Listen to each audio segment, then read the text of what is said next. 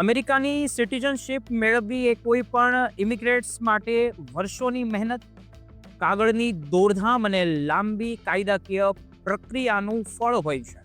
પરંતુ અત્યારે અમેરિકામાં રહેતા ભારતીયોમાં એક ફફડાટ જોવા મળી રહ્યો છે અને તેનું કારણ છે ડીનેચરલાઇઝેશન, એટલે કે તમારી નાગરિકતા પાછી ખેંચી લેવાની પ્રક્રિયા. ખાસ કરીને ડોનાલ્ડ ટ્રમ્પ પ્રશાસન દરમિયાન આ પ્રક્રિયાને તેજ કરવામાં આવી અને વાતો વહેતી થઈ, જેનાથી લોકોમાં ચિંતા વધી ગઈ.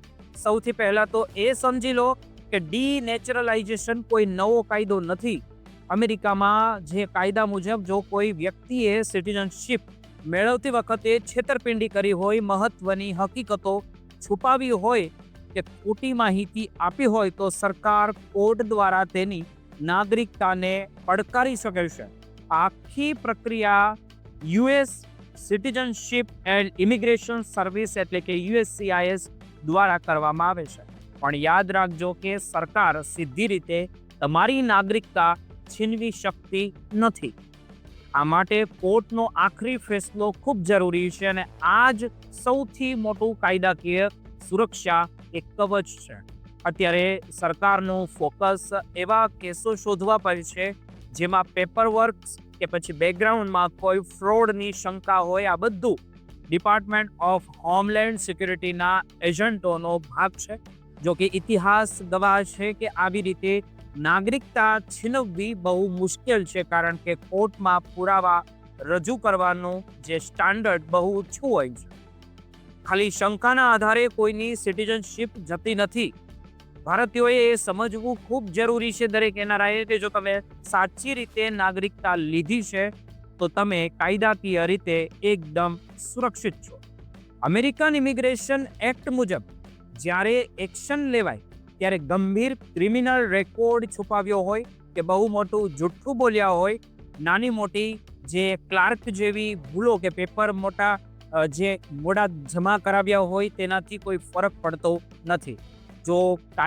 જો કદાચ કોઈની તપાસ થાય તો પણ તેને પૂરો બચાવ કરવાનો પણ હક છે.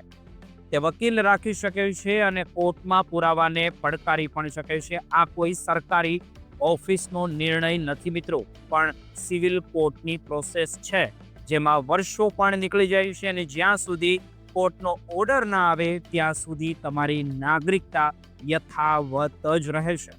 એટલે ખોટા ડર કે પછી અફવાથી ગભરાવાની જરૂર નથી. હવે વ્યવહારુ વાતો કરીએ તો તમારે અમુક બાબતોનું ખાસ ધ્યાન રાખવું જોઈએ, જેમ કે તમારી સિટીઝનશિપ જે છે તે એપ્લિકેશનના દરેક દસ્તાવેજો સાચવીને રાખો, જેમાં ટેક્સ રેકોર્ડ, ટ્રાવેલ હિસ્ટ્રી, નોકરીના પુરાવા અને લગ્નના ડોક્યુમેન્ટ્સ અને વ્યવસ્થિત રાખવા જોઈએ. અને ટેક્સ ભરવામાં કોઈ કચાશ ન રહી જાય એ પણ જોવું જોઈએ, કારણ કે ટેક્સના લોચા ભવિષ્યમાં તપાસનું કારણ બની શકે.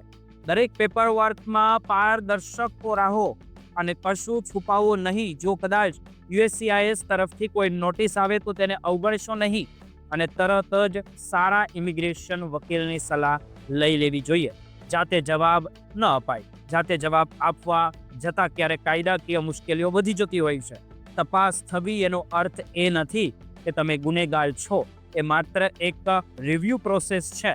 એટલે ગભરાવાને બદલે સમજદારીથી કામ લેવું જોઈએ. અત્યારે બર્થ રાઇટ સિટીઝનશિપ પર પણ ચર્ચા ચાલે છે, પણ તે એક અલગ બંધારણીય મુદ્દો છે જેને અત્યારના નાગરિકો સાથે કોઈ લેવા દેવા નથી. તેની વાત આપણે આગળના વિડીયોમાં ક્યારેક કરીશું.